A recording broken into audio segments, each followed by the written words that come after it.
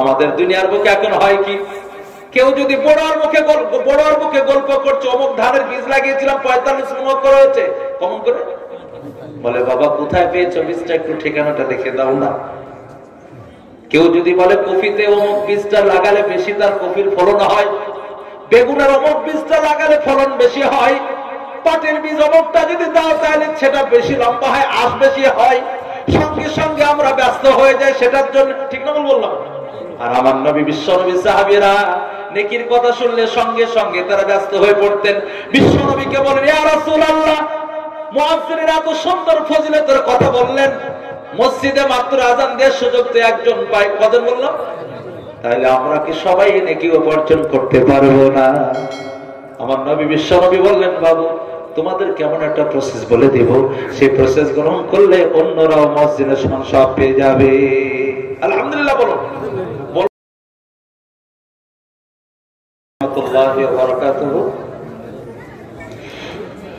প্রশংসা মাত্র সে আল্লাহ, যিনি আমাদেরকে বড় ভালোবেসে একটা গুরুত্বপূর্ণ দায়িত্ব এশার নামাজ বা জামাত আদায় করার পর একটা গুরুত্বপূর্ণ কোরআন হাদিসের আলোচনার সভাস্থলে কাউকে বক্তা, কাউকে শ্রোতা, কাউকে পরিচালক হিসাবে আমাদের বড় মূল্যবান সময়, মূল্যবান কাজে যে আল্লাহ ব্যয় করার সুযোগ বা তৌফিক দিয়েছেন বা দিচ্ছেন, রব্বুল আলামিনের বড় দয়া, করুণা, মায়া, মমতা, সেই জন্য আমরা সকলেই তিনার শুকরিয়া বা কৃতজ্ঞতা আদায়ের স্বার্থে আমরা তিনারই শিখানো ভাষাটাকে একবার উচ্চ স্বরে উচ্চ কণ্ঠ উচ্চারণ করে একবার সকলে বলে আলহামদুলিল্লাহ।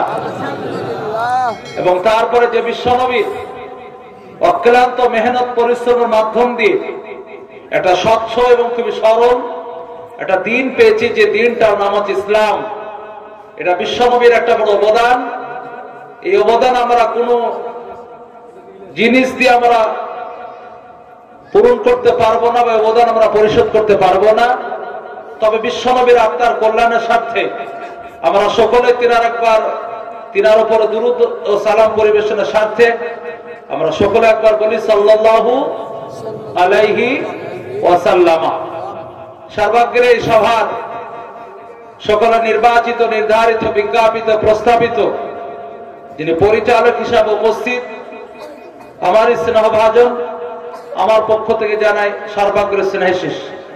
তারপরে স্টেজের আরম্ভ বিশিষ্ট ব্যক্তিবর্গ, মুআজ্জাজ উলামায়ে কেরাম, হুজ্জাজ ইজাম, সম্মুখের শ্রদ্ধাভাজন বাবাজান, সমবয়স্ক ভাই, কচি কাঁচা স্নেহভাজন, পর্দা নশীন শ্রদ্ধা মা বোন, মাইক মাধ্যম আরো অনেকে, কেউ বাড়ি থেকে, কেউ রাস্তা থেকে, কেউ দোকান থেকে, বিভিন্ন ক্ষেত্র থেকে যারা আমার আলোচনা শুনছেন, তাদের, মুসলিম ব্যতীত অন্যান্য সম্প্রদায়ের মানুষ যদি আমার আলোচনার দিকে কর্ণপাত করেন, তাদেরকে আমার পক্ষ থেকে সকল কি ধর্ম মাযহাব নির্বিশেষে শ্রেণী মোতাবিক যথাক্রমে শ্রদ্ধা, ভালোবাসা এবং স্নেহাশিস। আপনাদের কাছে এক প্রকার আমি পরিচিত মানুষ, যেহেতু আপনাদেরই হাতে গড়া, আপনাদেরই সম্পাদ বেলডাঙ্গা জলিলিয়া মাদ্রাসা, আমি একজন সাধারণ নগণ্য খাদিম বা শিক্ষক, যে প্রতিষ্ঠানের আগামী 31 মানে কি জানুয়ারি 107 বছর উপলক্ষে বাৎসরিক জালসার দিন ধার্য হয়েছে।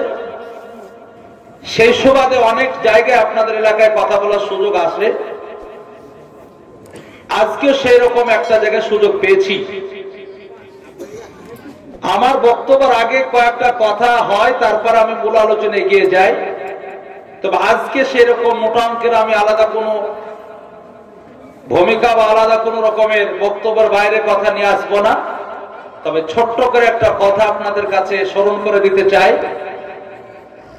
বর্তমান যুগে কোরআন হাদিসের আলোচনা পূর্বের তুলনায় অনেকটা বেড়েছে, যদিও লকডাউনের কারণে একটু শিথিল ছিল, কিন্তু আবার সেই পূর্বের পরিবেশ হয়তো আস্তে আস্তে আমরা পাচ্ছি।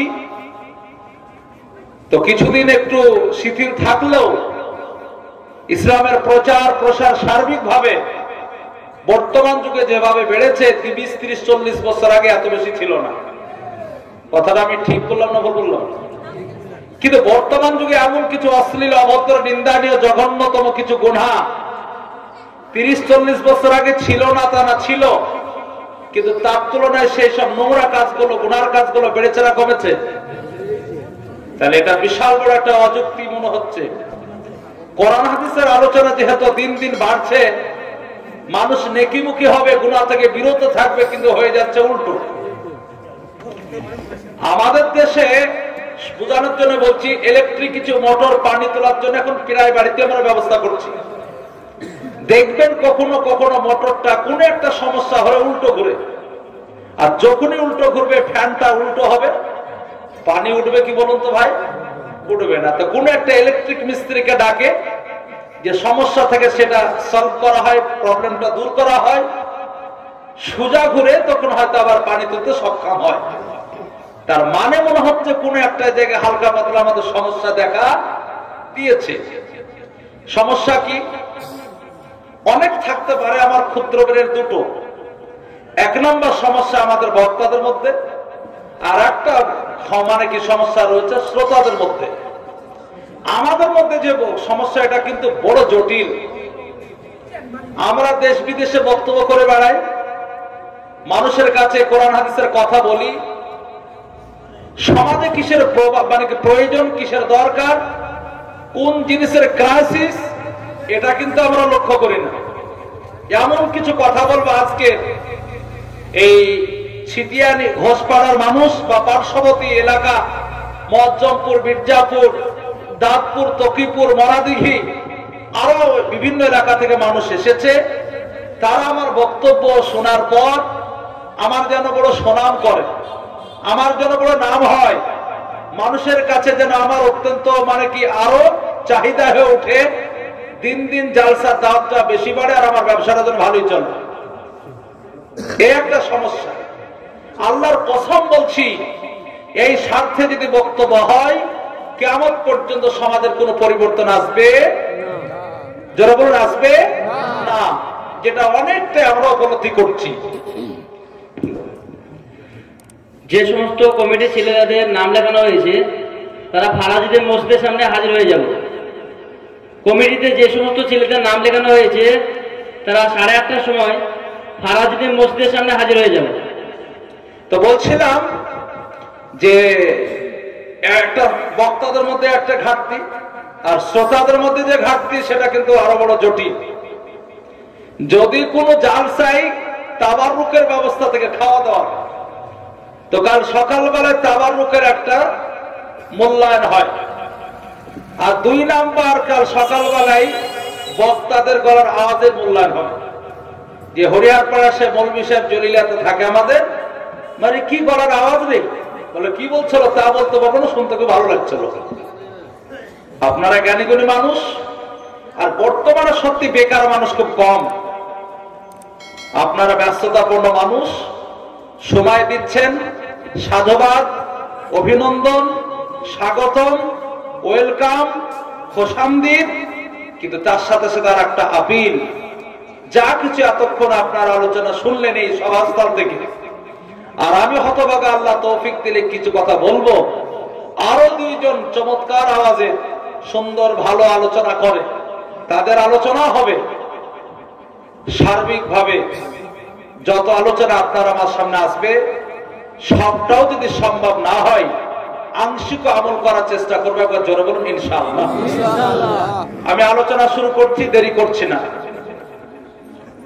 বিশ্বনবী জনাবে মুহাম্মদ সাল্লাল্লাহু আলাইহি ওয়াসাল্লামকে দুনিয়ার বুকে যে কি সম্মান দিয়েছেন, ছোট্ট করে একটা কথা বলি।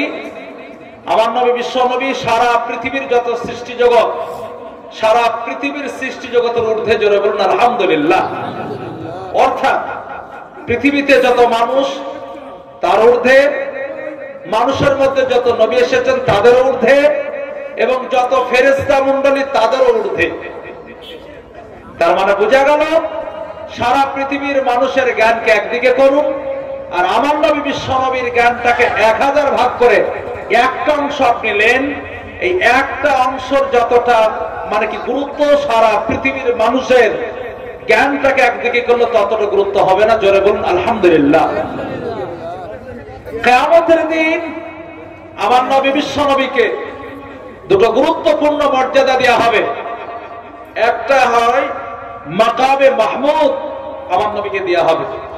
2 নাম্বার, বিশ্ব নবীকে এমন একটা পানির মোড়ল বা গার্জেন বা এমন একটা পানির ম্যানেজার বানানো হবে, আবিয়াজ মিনাল লাবান, দুধের থেকে সাদা, আবরাদ মিনাল সালজ, সেটা বরফের থেকে ঠান্ডা, এবং সেটা মধুর থেকে মিষ্টি। একবার জোরে বলুন আলহামদুলিল্লাহ।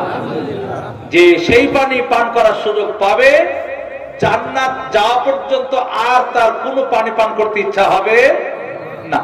জান্নাতে যাবে, তার থেকে এবার আরো মজার পানীয় জল, আরো মজার কোন রকমের টেস্টি জিনিস পাবে, সেটা হয়তো ইচ্ছা হবে। সেই পানির আমার নবীকে কিয়ামতের দিন গার্জেন বানানো হবে, ম্যানেজার বানানো হবে। আপনারা জানেন, বড় লোকের বাড়ির যে কর্মচারী হয়, যে রাখাল হয়, যে আপনার বড় লোকের বাড়ির কাজ দেখাশোনা করে, তারও কিন্তু মোটামুটি হালকা পাতলা তাদের মতনই স্ট্যাটাসটা বেড়ে যায়। মন্ত্রী প্রধানের যে ড্রাইভার হয়, বা বিশেষ করে এমএলএমপিদের যে ড্রাইভার হয়, তাদের কিন্তু একটু ক্যালি কম থাকে না। ছোট করে আরো বোঝাচ্ছি, বক্তাদের সঙ্গে যারা ড্রাইভার বা কেউ আসলে, বক্তার যে সম্মান, বক্তার যে খাবার দাবার, এই বক্তার খাতিরে কিন্তু সেটাও তাদের কপালে জুটে যায়। যদি বলে আজকের আমাদের মুফতি জার্জিস সাহেব হুজুর আসেনি, আমরা একা এসেছি, আজকের সেই খাবারগুলো দাও, দেবে, ওই লাইনে খিচুড়ি খাওয়া দেবে। তো বিশ্বনবীর খাতিরে এই উম্মতের একটা ব্যাপক সম্মান হয়েছে, ব্যাপক এই উম্মতের একটা আল্লাহর কাছে পজিশন আছে। আলহামদুলিল্লাহ বলুন। 3টে জিনিস আপনাদের সামনে নিয়ে আসবো, ছোট ছোট করে বলবো। আমার নবীকে মাকামে মাহমুদ দেওয়া হবে, সেটা কি জিনিস?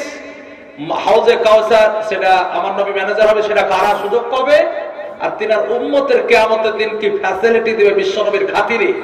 এই কথাগুলো শোনার পর আমলের বিষয় হলে আমল করার চেষ্টা করব, বর্জন করার বিষয় হলে তাকে আমরা ত্যাগ করবো। জোরে বলে ইনশাআল্লাহ। কিয়ামতের দিন সারা পৃথিবীর মানুষ বড় কষ্টের মধ্যে অবস্থান করবে।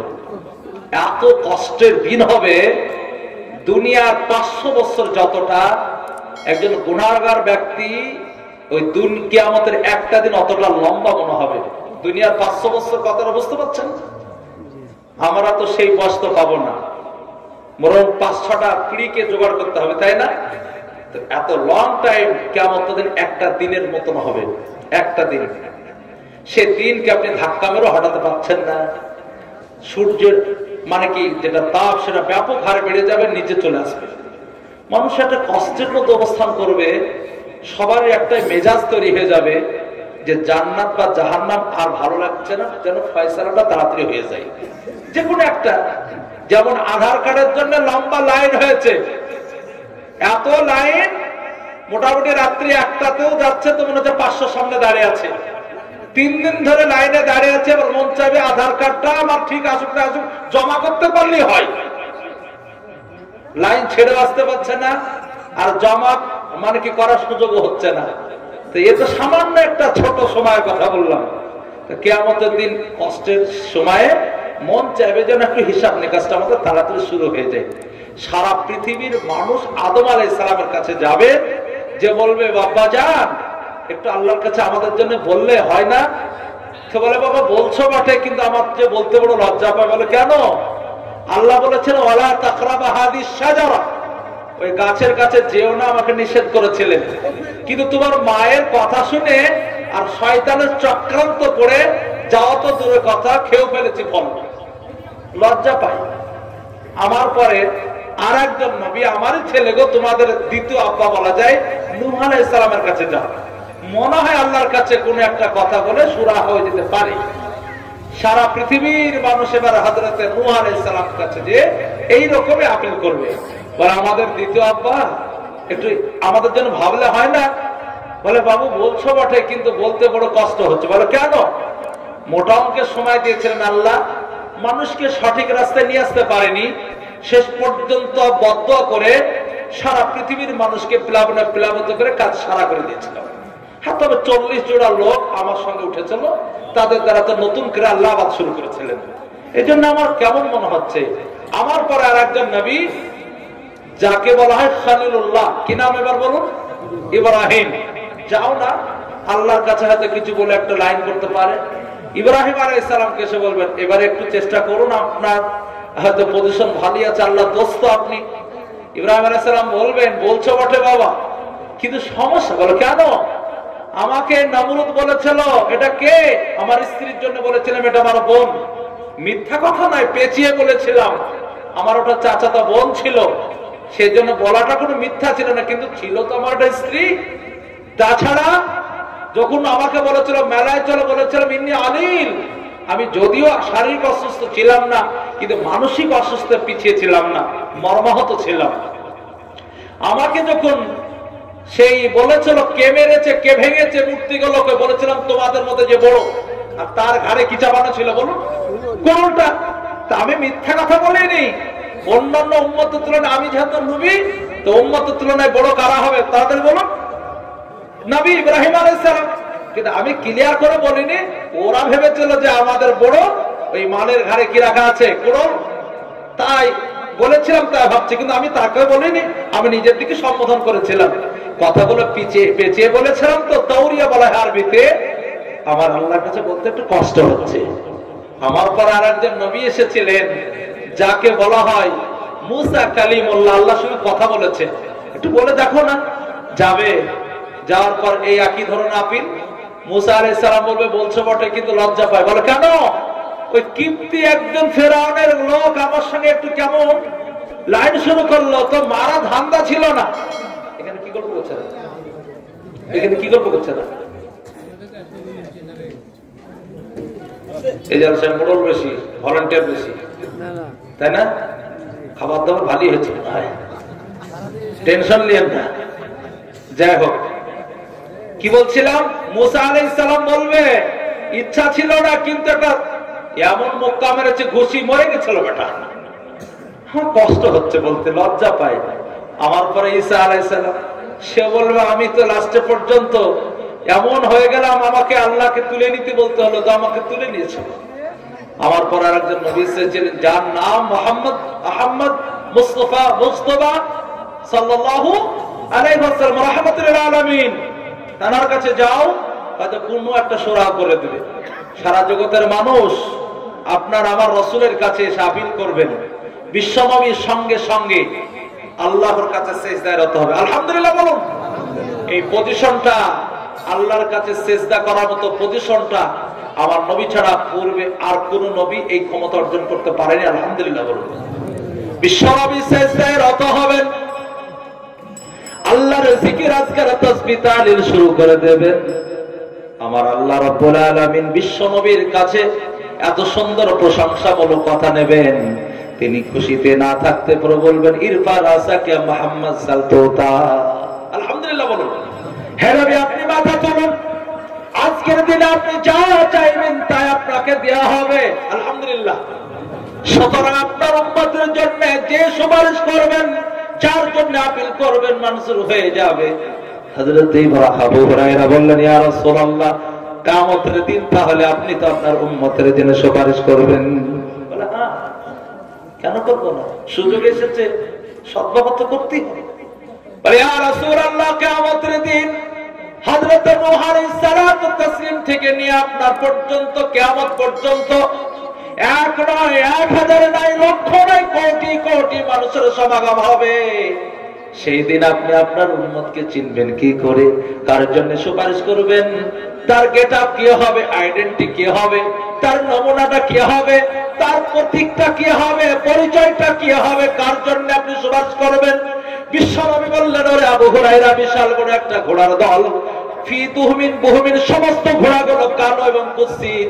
ওই ঘোড়ার মধ্যে কিছু এমন ঘোড়া আছে গুররান মুহাজ্জিলিন, কিছু জায়গা সাদা হয়ে আছে চমকাচ্ছে উজ্জ্বল, যার কারণে ঘোড়াটা চিৎকাবরা হয়ে গিয়েছে, পাকড়া হয়ে গিয়েছে। ঘোড়ার মালিক ওই ঘোড়াগুলোকে আলাদা করে চিনতে পারবে না। বলে ইয়া রাসূলুল্লাহ পারবে।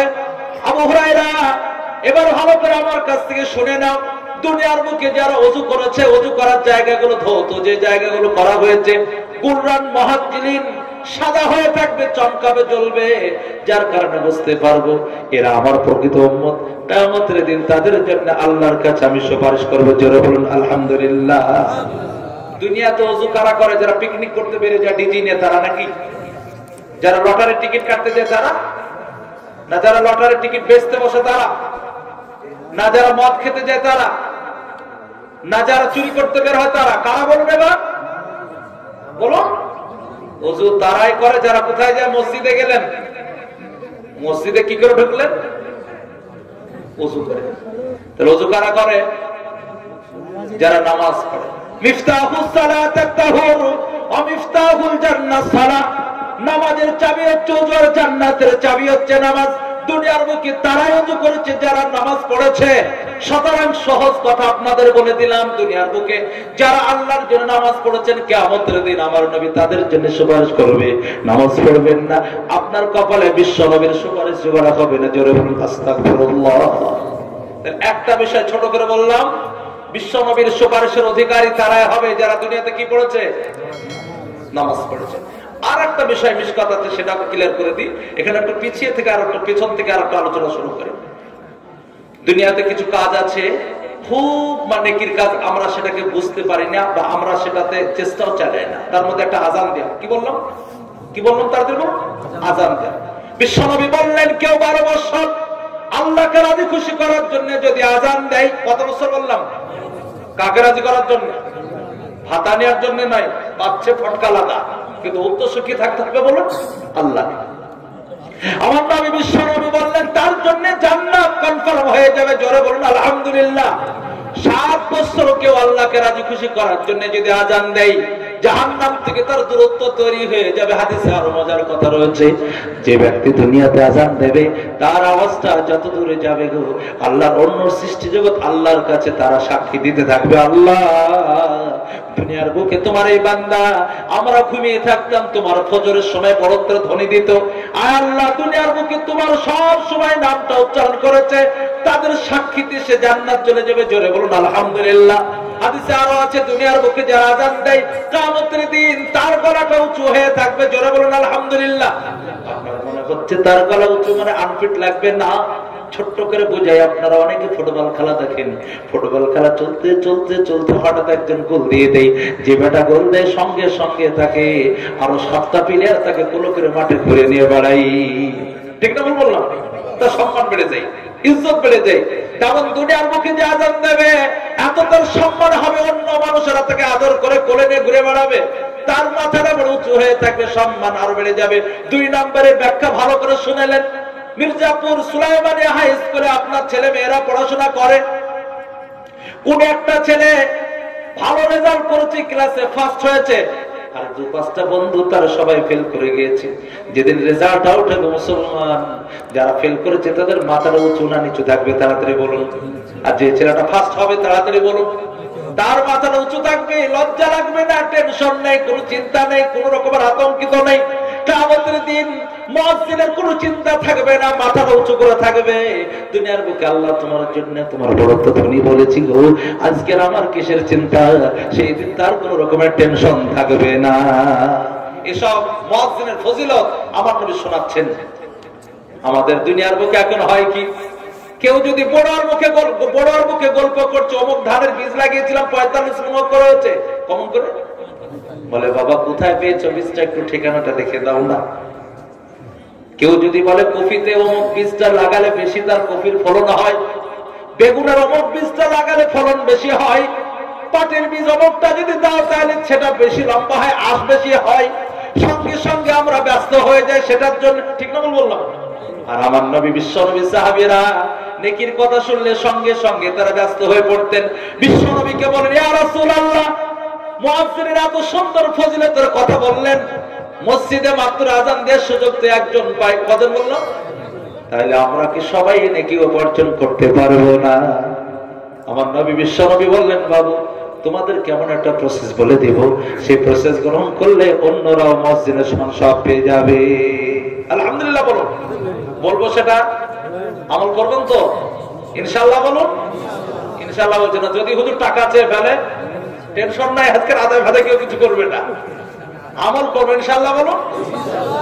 আমার নবী বিশ্বনবী বললেন, মুয়াজ্জিন যখন আযান দেবে, মুয়াজ্জিনের আযানের যদি উত্তর দেয়, আযানের উত্তরের দুটো প্রকার, একটা কাউলি আর একটা ফেলি। ফেলি কাকে বলে? আযান হয়ে গিয়েছে আর চায়ের দোকানে নেই, মসজিদ চলে গেলাম, এটা হচ্ছে কর্মের জব। আর দুই নাম্বার হচ্ছে মৌখিক জব। মৌখিক জব বলা হয় মুয়াজ্জিন যা বলবে মুসলমান ওই শব্দগুলো আপনাকেও রিপিট করতে হবে। ইল্লা হাওকালাতাইন, মাত্র দুটো জায়গায় শব্দ একটু বদলাবে, বাকি মুয়াজ্জিন যা বলবে তা আপনাকে বলতে হবে। যেমন মুয়াজ্জিন বলবে আল্লাহু আকবার, আল্লাহু আকবার, আপনিও বলেন আল্লাহু আকবার, আল্লাহু আকবার।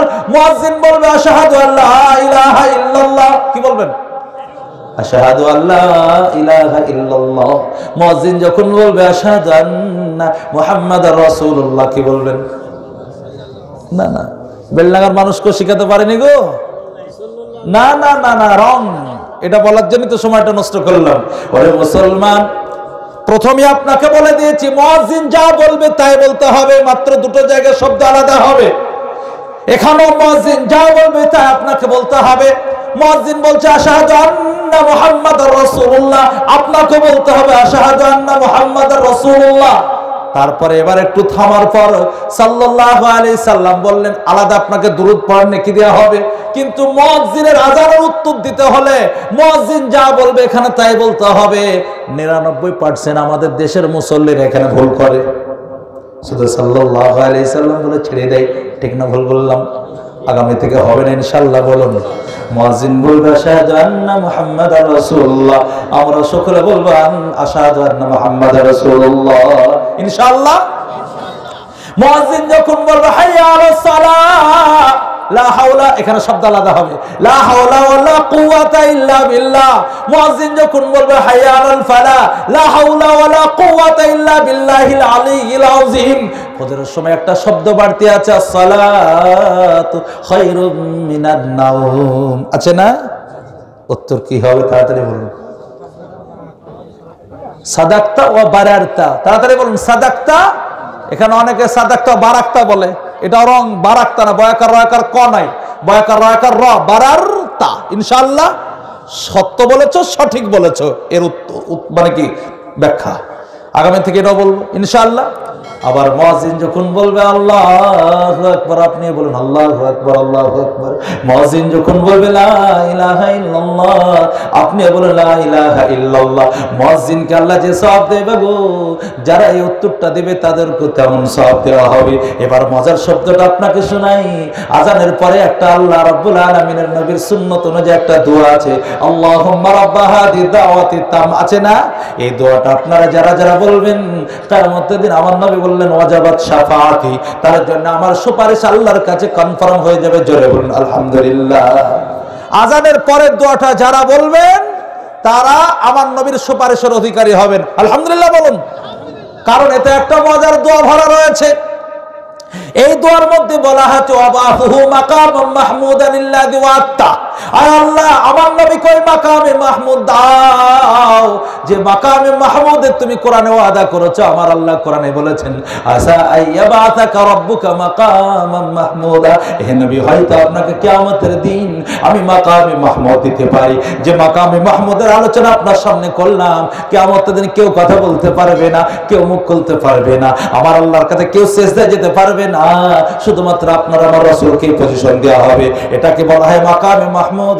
সুতরাং আযানের ওই জবাবটাতে আপনারা যারা যারা এই শব্দটা বলবেন কিয়ামতের দিন আমার নবীর সুপারিশ তার জন্য কনফার্ম হয়ে যাবে, জরুরি হয়ে যাবে। সুতরাং মুসলমান আজ থেকে চেষ্টা করব আযানের উত্তর দিব, দোয়াটা পড়ব। জোরে বলুন ইনশাআল্লাহ।